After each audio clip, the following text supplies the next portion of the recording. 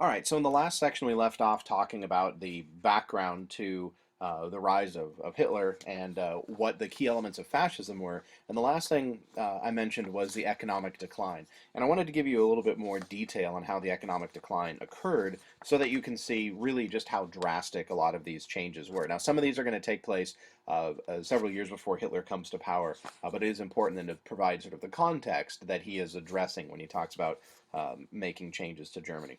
What you see on the screen here, this is the price of a kilo, so about 2.2 pounds of rye bread in Berlin in roughly a year and a half, almost 2 year period, from January 1922 until November of 1923. And what you'll see is it says at the beginning, before the war in 1914, before the war, 1 mark was approximately 25 cents. It says in January of 1922, you can see that it cost for essentially a very large loaf of bread, it cost almost 4 marks. February it went up to 4.6. March it was up to 6.7.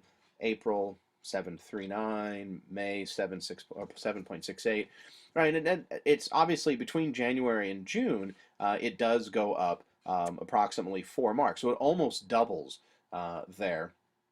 And then all of a sudden, by August, it really starts to jump. In August, it's now almost 4 times as much. In September, it's now 5 times as much as it had been in January. By the time you get to December, it's 153 marks, whereas it only been under 4 marks a year before. There's not a lot of change into January, but then all of a sudden, well, you should notice on here there is a huge gap, January to July, and the next one there. Between January and July, in a 7 month period, it jumps well, it goes up to almost 2,000 marks. And then between July 4th and August 6th, in 1 month, it's now 8,000 marks. What this is this is an insane amount of inflation. In part, this is part of the reparation caused by the reparations that Germany had to pay. And massive, massive inflation that takes place. There's basically what was happening was the German government, the Weimar Republic, was printing money left and right, and the money was just so completely devalued that by the time you got to November of 1923, it cost 233 billion marks to get a loaf of bread. Now, what does that mean? Well, the idea is in 1914, if you want to put it into US dollars, then about 4 marks was a dollar. In 1923, 130 billion marks would have been $1 US. So it's not that it's worth billions and billions elsewhere, it's completely devalued. The interesting thing is that on the right there you see that they had to keep printing money in higher and higher amounts, right? A 5 billion mark. But if you notice on the left, though, the money was so worthless, the actual money was so worthless that it was cheaper and more cost efficient to simply do what this woman is doing here, which is wadding it up and stuffing it into the hole of the stove to burn it, rather than using wood. It was cheaper to burn money than it was to buy wood. That is how bad the economy was in the mid to late 1920s. And so this is a situation that Hitler comes into and is able to exploit that. Bear in mind, too, that that means that you have massive unemployment, massive inflation, all of these things taking place at the same time. So in terms of that background, you need to add to that not only inflation, unemployment. Unemployment at this point, by the time Hitler comes to power, is roughly 40%. There's almost half of the entire population of Germany is unemployed. In general, the losses, whether the loss from the actual war itself or all of these problems economically and socially, were considered humiliating for national pride. And a lot of Germans, especially soldiers, including people like Hitler, argued that they had not lost the war, and that their weak civilian leaders had merely capitulated at the Peace of Paris conference. Hitler himself, who you see on the right there, was a particular enemy of liberal democracy. He also did not like the parliamentary system. As you've read in his selections from Mein Kampf, he also he and others specifically blamed the Jews for all of the country's problems. And we will obviously see how that works out here shortly. So that's the background. How does he actually come to power? Well, he had been a soldier in World War One. He found the experience in World War One life changing. In 1918, towards the end of the war, he was almost pretty much blinded by poison gas. And while he was recuperating, he apparently began to react hysterically to German defeat. There were some psychological tests run, and doctors at the time found him to be dangerously psychotic, and one of them said that he was unfit to command people.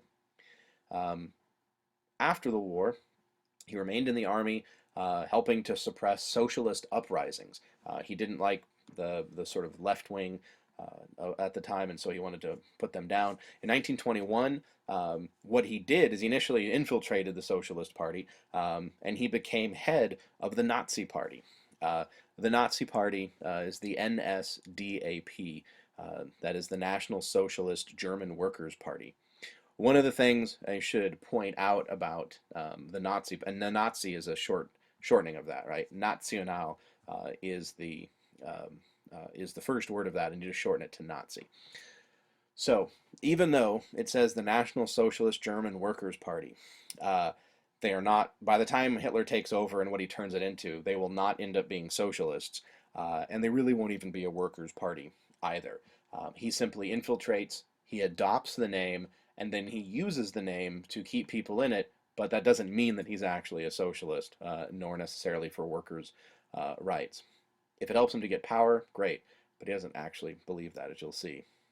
In 1921 is when he became the head of the Nazi Party. In 1923, he attempted to overthrow the German government at the time in what's known as the Beer Hall Putsch. You can see that term there, the Beer Hall Putsch, but he was caught and he was sentenced to 8 months in prison. Although he failed to gain control of the government, he began to be seen as a martyr, as he used his sort of testimony as an opportunity to espouse his nationalist ideas. And he realized that in order to gain power, he was going to have to do it legally. He couldn't just overthrow the government. And he had to convince people, he thought, that they needed him and wanted him to be their leader.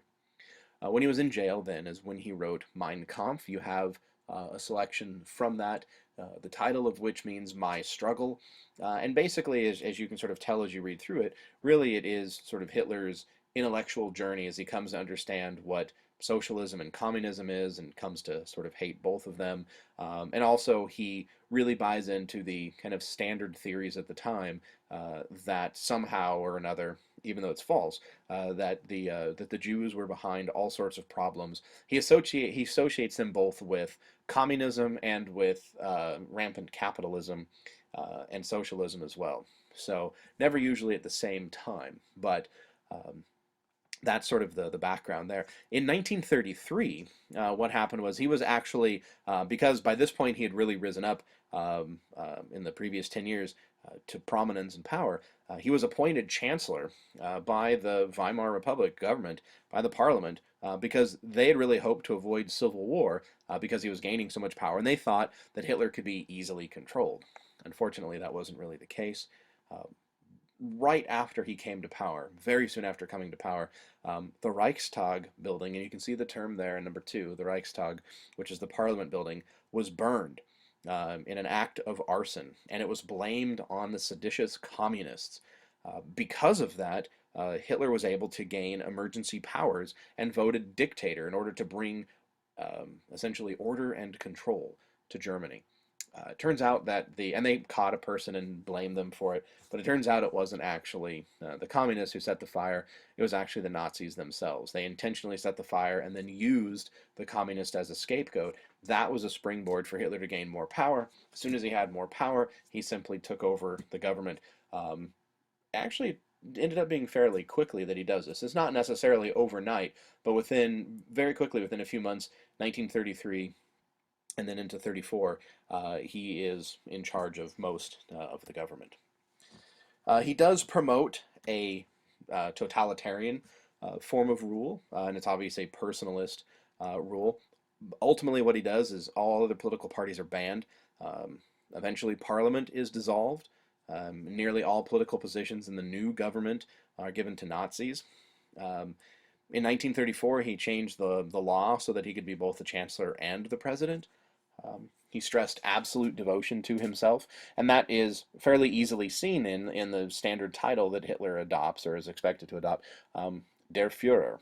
In this case, Führer simply means it's the leader, and that's how people referred to him. So it was Hitler, or in most cases, just simply Der Führer.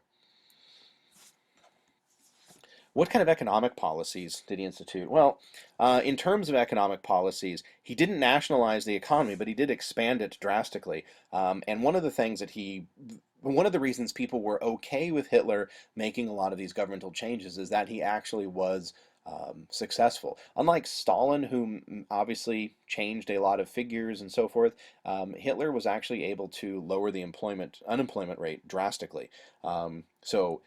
He reduces unemployment through government spending on public projects, things like railroads, highways, dams. He reduced hyperinflation. He provided more consumer goods to the middle and the lower classes that improved their standard of living. He emphasized corporate structures to encourage sort of worker capitalist solidarity, which would discourage the spread of communism. To give you a sense of how this works, then, on this chart here, which I believe is actually still in your edition of the book, here you have unemployment as a percent of the active population. So you can see the percentage going up on the left there, and below you can see the dates. So if you notice that the major spike for every society really begins in 1929. This is the beginning of the stock market crash and the beginning of the Great Depression. So you have Germany in the green line, Great Britain, which doesn't see as much change as either of the two, and red in the United States. So you can see that both the United States and Germany have a massive spike between 1929 and roughly 1932-33, where unemployment rises up to at least 30%, in some cases even more. But notice then, Hitler comes to power in 1933 for Germany, and even though it had started to go down, it dramatically goes down between 1933 and 34, whereas the United States stays up in the 30s. And then between 34 and 35, it drops again. By 1939, whereas the U.S. is still in roughly 20% unemployment, Germany has reached near zero. And so Hitler, in that case, was incredibly effective, and that worked out well. Another way that you can see this idea that Hitler was not only saving the economy but saving the country is through a lot of the propaganda. And a lot of the things we're going to look at in the next part of this lecture is how he reformed society through his social policies, but also the use of propaganda itself. And that's why I think an image like this is important. Which is here is talking about the Nazis and their sort of their love for Germany. Here you have Hitler with the swastika flag in his uniform. He has the SA, the Sturmabteilung, the stormtroopers, the brown shirts behind him, and apparently they stretch off into the far distance. But notice as well that you have what looks like the dove of peace descending from heaven almost onto Hitler. And this is very obviously trying to play off of what would have been pretty standard Christian imagery of Hitler not only being favored by God, but Hitler as, in this case, almost a literal savior, much like Jesus. So you can see the radiant rays of the sun coming down from both the dove and the sky on Hitler. He's obviously making apparently great changes at the time. Now, this is in the early part of his reign, so this is before war breaks out. But this is very indicative then of the way in which Hitler manipulated and used propaganda in order to promote his message. And so people would see they would see the unemployment rates drop. They'd see people back at work. They'd see the economy improve. They'd see things like this, which would equate Hitler very directly as a savior figure, and that worked. People bought into it because Hitler was actually successful in his own way. So we're going to look then in the next section at his social policies and then their propaganda.